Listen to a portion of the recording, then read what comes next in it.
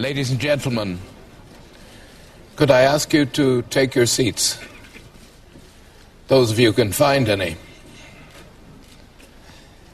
Let me start this session by saying my name is Peter Sutherland. I'm the moderator of this session and will be introducing the report. And first of all, I would like to welcome the very distinguished panel that have come here this evening and who have been responsible for the creation of the report, which is the backdrop to the meeting which we have this evening, and which I will be referring to later in some little detail. I should say, first of all, Prime Minister Cameron, Chancellor Merkel, and President Yudhoyono, let me thank you for the mandate which you gave to the group which is co-chaired by myself and Professor Bhagwati, which has produced a report on completing the Doha Round. And also looking at the broader issue of trade liberalization. The report itself is an analysis of where we are in the Doha Round.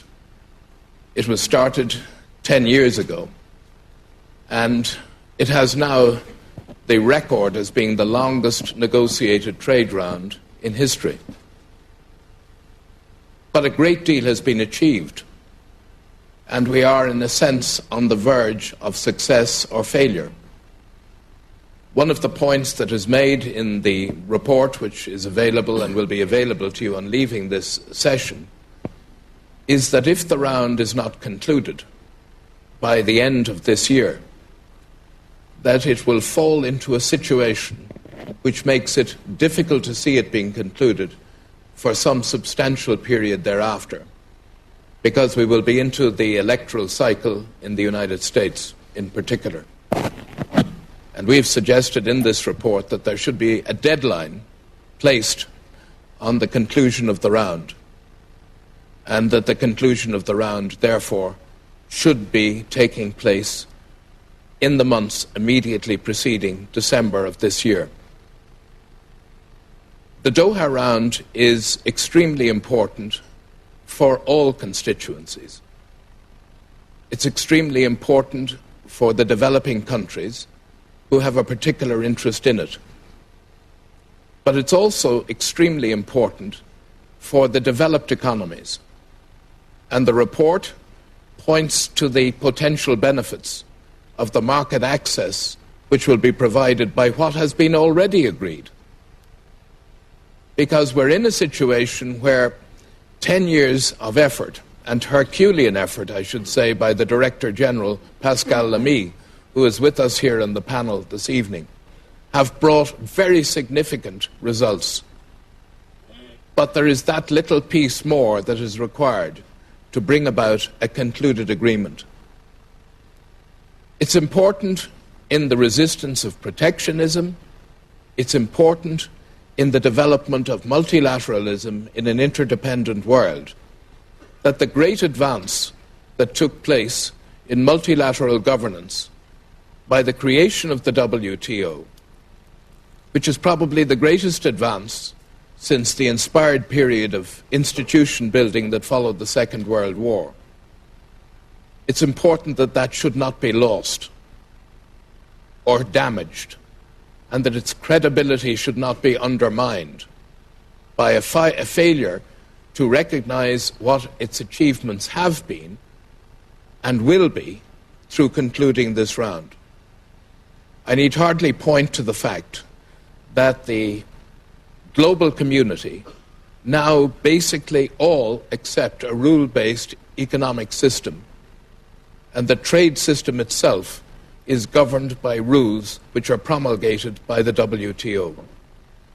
There are countervailing tendencies towards regionalism outside the multilateral system, towards bilateralism and agreements between member states which exclude others from the same benefit, which is the advantage of the most favored nation principle, which is at the heart of the WTO.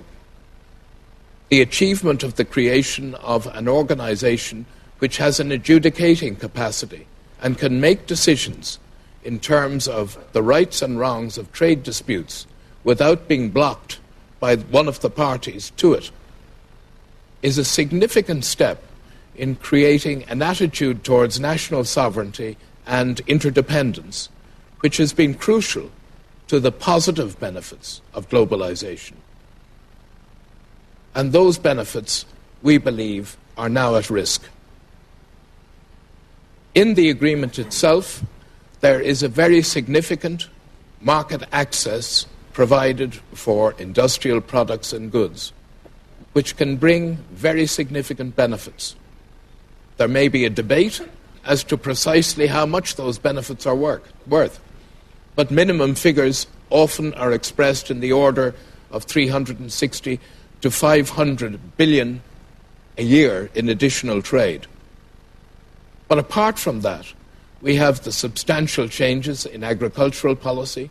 We have the opening to least developed countries, the 49 countries that are the poorest on the globe, to provide them with access to markets, which is remarkable and deserving, but important to them.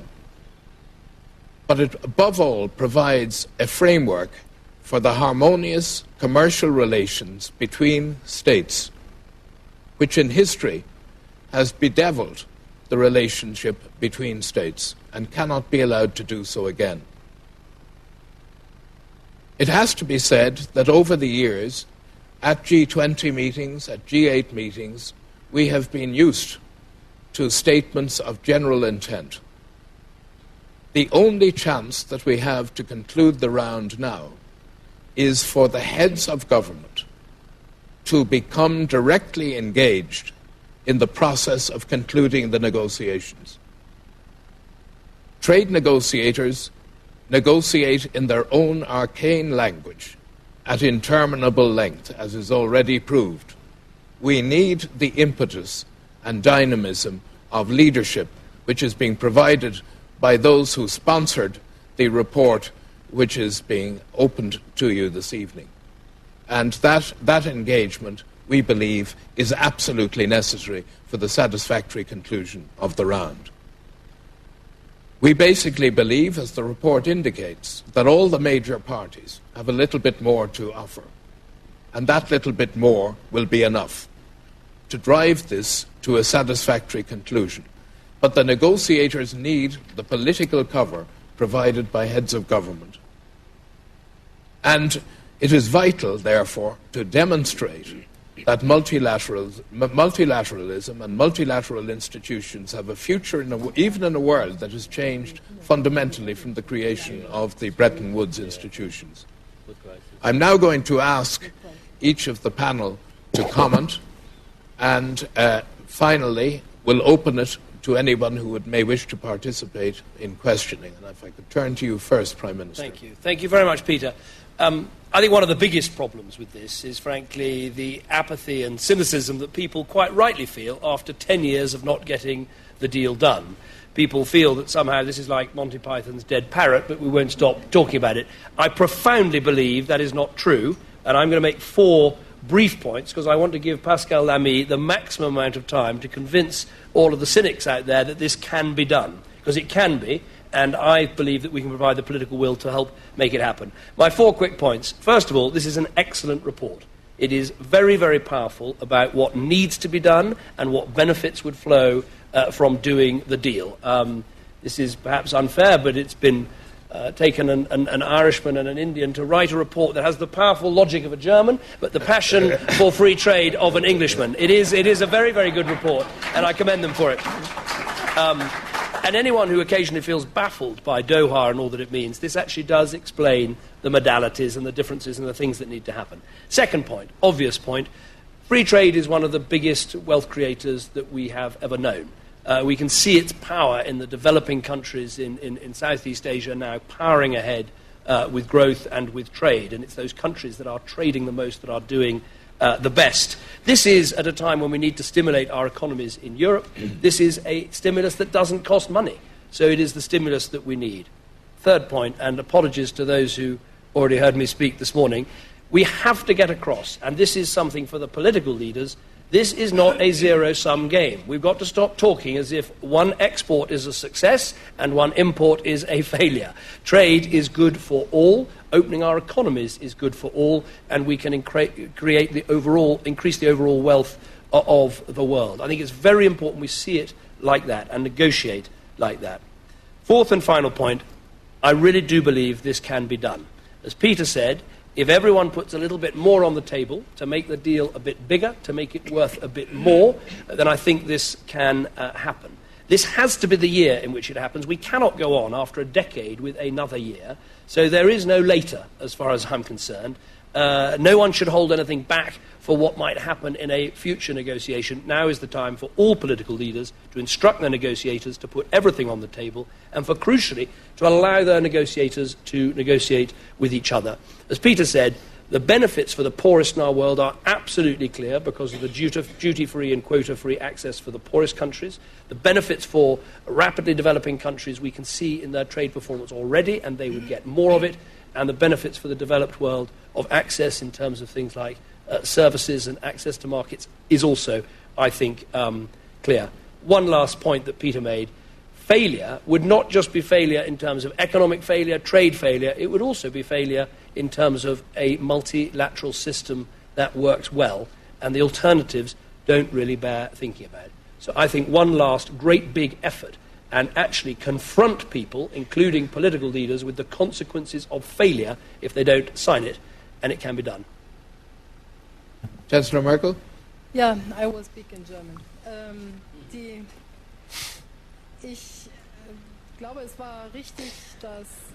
I think it was the right thing to do for Germany, Turkey, Indonesia and India to do what we've done and to try and bring this initiative together. I have seen many G8 meetings and then recently G20 meetings. They always end in the same way. Pascal, Lamy is invited. We say firmly and solemnly we wish to bring the Doha round to an end. And actually, that's something we should have done and ought to have done had the financial crisis never happened. Now this crisis has happened. And I think we've done a lot of good things, a lot of correct things, and we know from the experience of the 30s that a lot of the right things that were done then failed because one reverted back to the same old pattern of protectionism, of shutting yourself off against others, isolationism, and not finding the right answers. So the right answers in this crisis must be also reduce barriers, try to learn in companies global thinking, get rid of your fears of new competitors coming to the fore, because the cheapest form, quite rightly, that we all have, even though we all have heavy burdens of debt, the cheapest way that is to boost our competitiveness and to give a boost to our economic development is free trade. We can make it, and today David Cameron and I sit here on this panel, but we have a French G20 and G8 presidency, which I think is a very good thing that this goes together this year, and it's not a bad thing either that France should be in the driver's seat this year. I think that we have a better opportunity perhaps than ever to make this happen, and the American president also has thrown his full political weight behind this.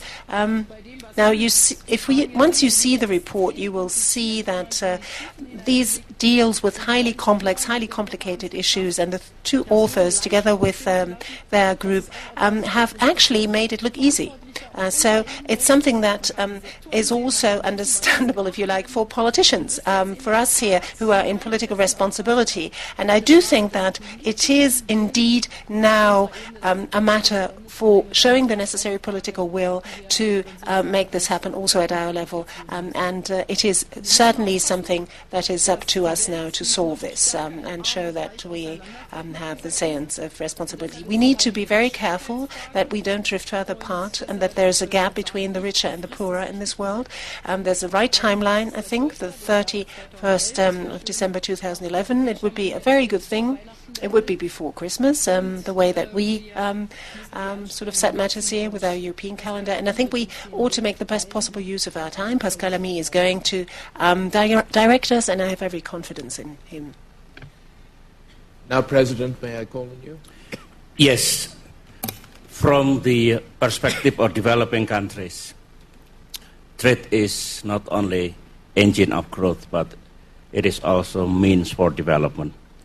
And for us, we also consider that fair, free, and open trade is more important than aid. That's why we strongly support the conclusion of this Doha Development Round. We do not start from the beginning. We build on progress that we have achieved already. What we need is balanced and comprehensive agreement. And I fully agree with what has been said by Prime Minister David Cameron and Angela Merkel on the importance of political will. It's not only political will, but it's also responsibility.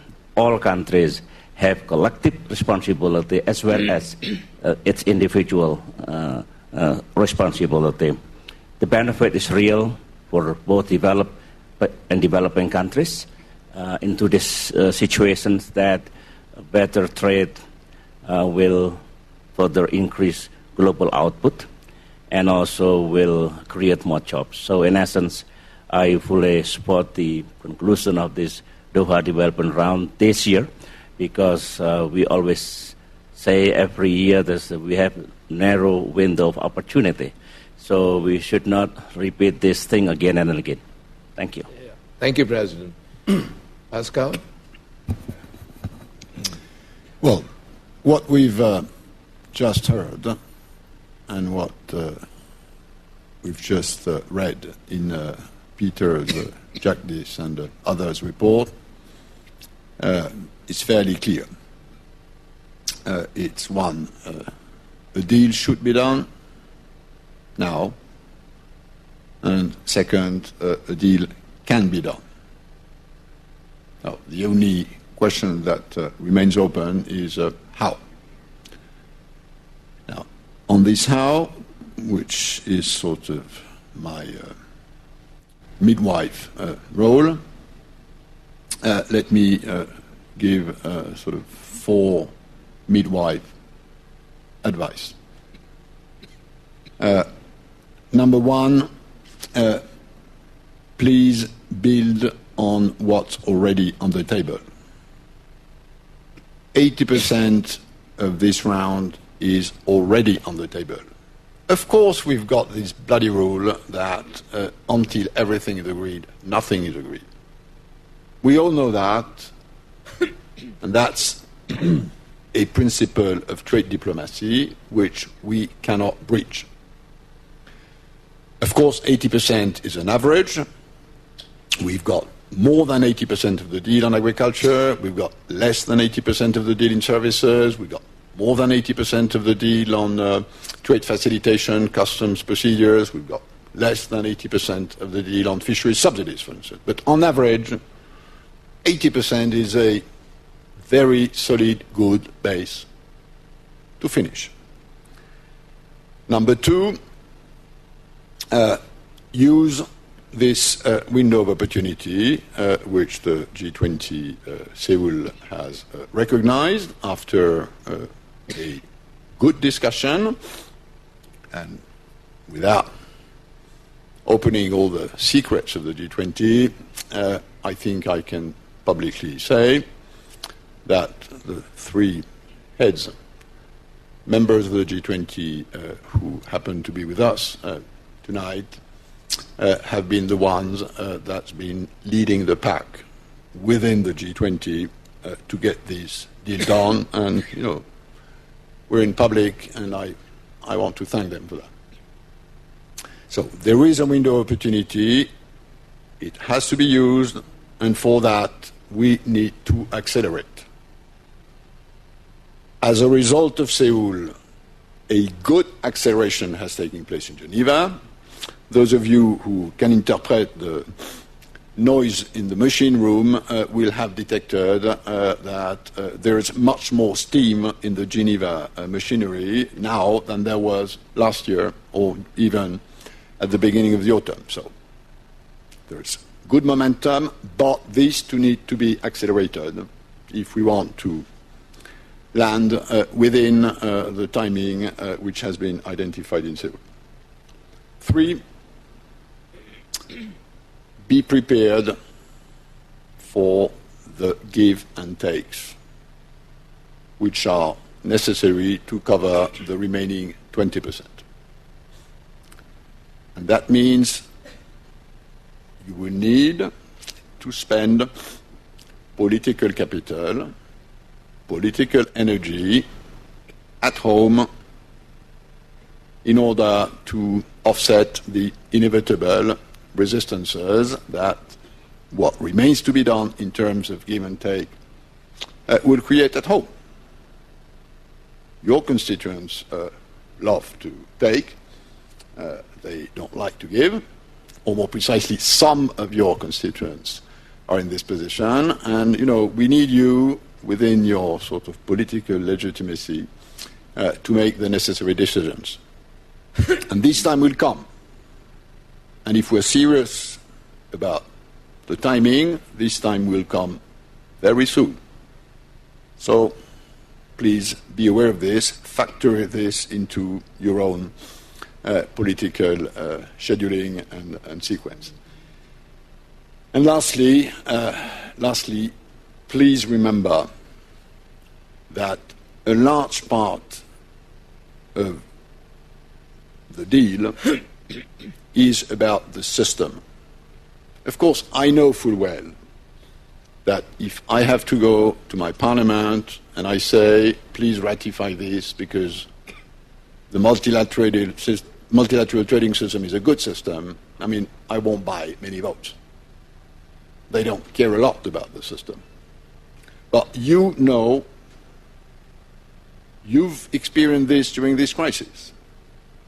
During this crisis, you've had a system that has protected you all from protectionist developments. So the system has a huge value in itself. What will remain 10 or 20 years now from a Doha deal is not the 1 or 2% of tariffs on peanuts or plastic bags, which your negotiators are fighting like hell about. What will remain is the system, which is the contribution to a better macroeconomic international governance. And if there's anything you can all do for development, which remains a sort of number one economic issue on the international agenda, assuming we exit this crisis, the best thing you can do for development is open trade and make it a more solid system. Developing countries are exiting this crisis quicker than others. They are more trade dependent than others, and the reason why they now are half of the engine of the economy is because the system has remained open. So this is a major contribution, not only to you all, not only to your domestic constituencies, not only to the system, but to development, which again, I believe remains priority number one of the international economic agenda. Thank you very much. Finally, Jagdish. Yeah, thank you, Peter. I don't know how many of you know that Pascal runs a marathon every year. Now he's in his last lap on Doha. So we ought to be out there with lemonade and with everything to help him do that last mile. And I think he has to be complimented on that. But in doing the last mile, we need the leadership of the Prime Minister, the Chancellor, the President. And in fact, when this was being put together, it was amazing. I think the British and the German governments in particular would tell you. There were large numbers of people who Prime Ministers who wanted to join the initiative as sponsors. So I think, in fact, the support at the level of political leadership or statesmen is very large. It has to be made more effective. And I would just say that I think without singling out my own President Obama, who I was a bit disappointed, and I think he's someone who could be brought on board because I think he couldn't have stayed 10 years in Chicago without being corrupted by free trade principles. And so, in my opinion, he's hesitating. And I was a bit disappointed in the budget, the State of the Union speech, because the word Doha was not mentioned at all by him, even though he spoke nicely about trade. And the least disturbing explanation, of course, which I hope the Prime Minister will enjoy, since he's a man of great wit, is that he wants to bring about civility in American discourse, and he certainly doesn't want to pronounce a four-letter word. And so I think that was probably the explanation. But I think it is something where I think the statesmen like you can actually bring him on board, because there are pressures on the other side in the United States, as we all know, but it is within reach. And I think the changing perspective, and I think India would come on board. A lot of other countries have expressed privately a lot of interest, without which we couldn't do that last mile. And I think this is something I think we need statesmen who will go out and do the needful. And I think we need not hesitate about it, because the abundance of evidence shows that both developing countries and developed countries profit. And it's not just a matter of economic prosperity. It's the poor people who actually benefit from it. Almost 500 million people, since China and India shifted to outward-oriented policies, have been rescued from poverty. Before that, there was stagnation. So if you look at the virtue, it is on our side, not on the side of the critics of free trade. And I think you need to do that. I'll just remind you of one particular thing which some of you may not remember, that Cordell Hull, the U.S. Secretary, got his Nobel Peace Prize, you will find it difficult to believe, in 1945, because he was a multilateral free trader, among other things. Today, it's almost unthinkable, but the first thing you should start is conveying to your counterpart in Norway that this is the time for Norway also to join in actually asking for something which is absolutely important. Thank you. Thank you very much. I'd now like to open up to anybody in the audience who would like to ask a question or make a comment. We've persuaded everybody without any doubt or difficulty whatsoever. Well, is there somebody at the back over here? Good evening, Fadi Farah from the OECD. What if we meet here in 2012 and there is a negative scenario? I'm sorry, I didn't get it. I'm sorry, would you repeat the question? What if we meet here again in 2012 and there's no results? What do you think would be the next steps? Well, I think it would be unfair to put the Prime Minister, Chancellor or President on the spot with that particular question, but and therefore I'm just going to repeat what we said conclusively in the report, that we believe that there has to be a deadline. And having been Director General myself at the time of the Uruguay round coming to an end, where a deadline played a very important role, I think it is both necessary and desirable. Otherwise, talk and talk, as they used to say about the GATT, is the inevitable consequence. And it's particularly important for the reasons we said. The presidential election is coming, and everybody agrees that that will mean, at best, paralysis of the whole process for a period of time. So we strongly advocate a deadline. How you describe that deadline may be in different terms, but I think that those who have commented from the position of head of government here this evening were in generally approved the report, and I'm quite happy with that. But if anyone would... Well, I would just add, I think what happened at Seoul was that we agreed that we should take what we have, we should make it a little bit bigger, and then we should confront ourselves with the prospect of success or with the prospect of failure. And that's what has to happen this year. And I think if we come back and we're still talking about it, I think that will be hopeless. And so I think that was the aim of Seoul, was to try and bring this to a head. That is why Angela and I and others commissioned this report, was to try and set out a roadmap for what you have to do this year to make it happen. We are, after all, prudent people and careful as well. So When you see us sitting up here on a panel and declare to the world what we are about to achieve, there has to be a certain probability there, out there somewhere, to actually make it. Secondly, we are politicians who know that if you put a little bit of pressure on yourself, then you stand a better chance of actually achieving this goal. And when you have a final deadline, it gets even more probable that you reach it. And I think in the 10-year history, there has never been actually any sort of firm commitment or obligation, and this has come out in Seoul, of the heads of state and government, that they actually make a personal commitment. So that places all of us under an obligation, and sometimes it actually works if we tackle it. So I shouldn't be so pessimistic if I were you. Yes.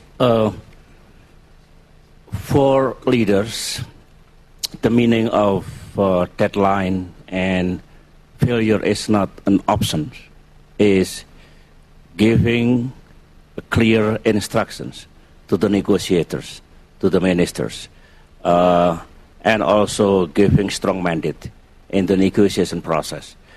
Of course, we should clearly, if we have to say take and give, what kind of thing to be given in order to have a compromise, to have a consensus. So I am also optimistic that if we are really committed to the conclusion of this round, I think this big thing can happen. I think there was another question here. Yes, this lady. Wait for the microphone. Thank you. Thank you. There are a number of small economies that are committed to the multilateral trading system and are convinced of its value, but are also very concerned that the development aspect of the round has been watering down. And as such, wondering how central is it to those who are committing themselves to concluding the round? Pascal, could I ask you? Well, the proof of the pudding is in the eating. There's no way, given that 2/3 of WTO members are developing countries, there's no way a Doha round that will not be more development friendly will not be agreed. So, and what I see for the moment, if I look at the various constituencies, who's pushing the most for a deal today is countries like yours, Martin. It's the African group, it's the LDC group, it's the ACP group, it's developing countries in the Asian region. So, if that's their position, no, I'm not speaking for them, I have to remain neutral, but if that's their position, there must be something there. And I believe there is, by the way. And I think the numbers which Peter Jagdish have used are a clear demonstration of this. Now, true, in a global open trade system, there's not one size fits all. There's no way that a country like yours, Jamaica, will be treated the same way as China or Brazil or US. And of course, once you've recognized this, how different is the treatment is a matter for endless discussions by diplomats. But this will be the reality. Have we any further questions? Yes, please. Michael Stutchbury from the Australian newspaper. Just getting behind the final negotiations, and perhaps this is a question for Mr. Lamy, is there a push to produce a bigger services package to augment the deal with something bigger on services than we might have seen before? Yes, certainly. The services negotiation is one of these areas which, in my view, are sort of below the 80% average I mentioned, which is, again, an average on the 20 topics which have been bolded in the bag of the negotiation. But, contrary to the time of the Uruguay round, the services negotiation is not anymore a negotiation where rich countries are requesting developing countries to open more their markets or to bind existing market access. The services negotiation now is a negotiation where some developing countries are asking developed countries to open more their markets because in the meantime they've gained a big comparative advantage. So, like much of what remains to be done, and I think I should be very clear on this, most of what remains to be done is not a North versus South issue. Northern countries have, rich countries have different positions on what remains to be done. Developing countries have different positions on what remains to be done. So it's not a North-South issue. It's something which is more complex than that. But for sure, services remains, notably in big emerging markets, and for US, EU, Japan, Canada, Australia, and a few others, an area where the necessary give and takes remain to happen. Allow me, if I may, to make one remark. In the now 10-year history about the Doha negotiations, one were at some point in time, already at a time which was quite interesting, because the United States and Europe had actually come to fairly large agreement, and they thought they would be the ones who would actually achieve the breakthrough, and there was a miserable failure.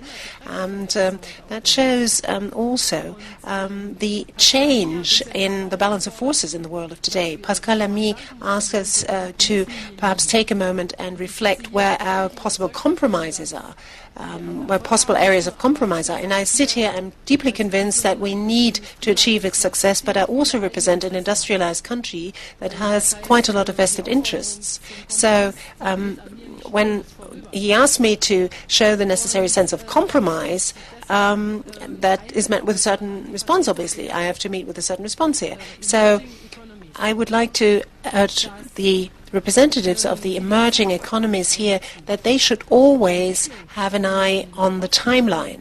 The development in the emerging economies is happening so fast that if we talk about transition periods, we cannot simply be satisfied with looking at the status quo and completely neglect those development periods that we have in saturated industrialized economies. We have to look at the sheer speed of development that we've seen in those emerging economies, and this dynamism also has to be factored in.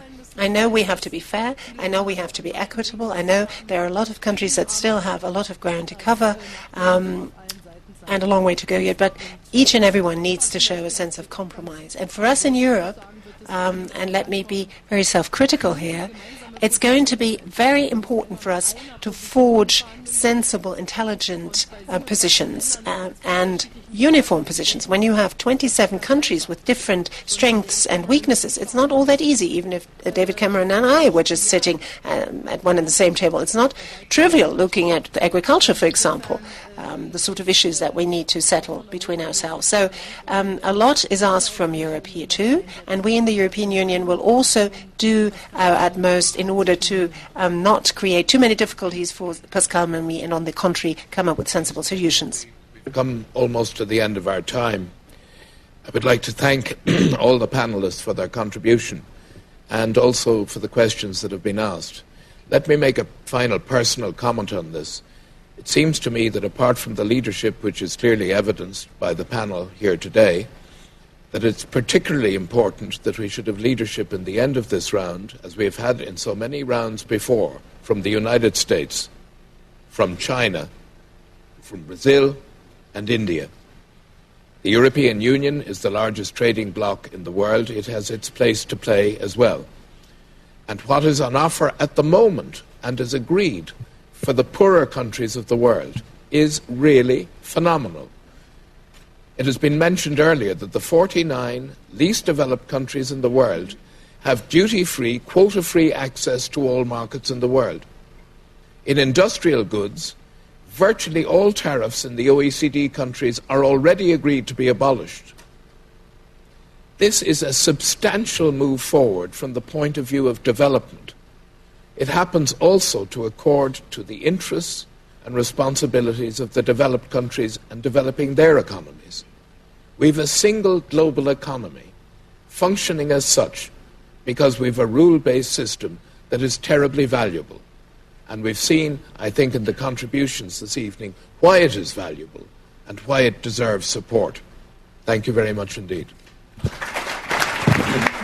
you.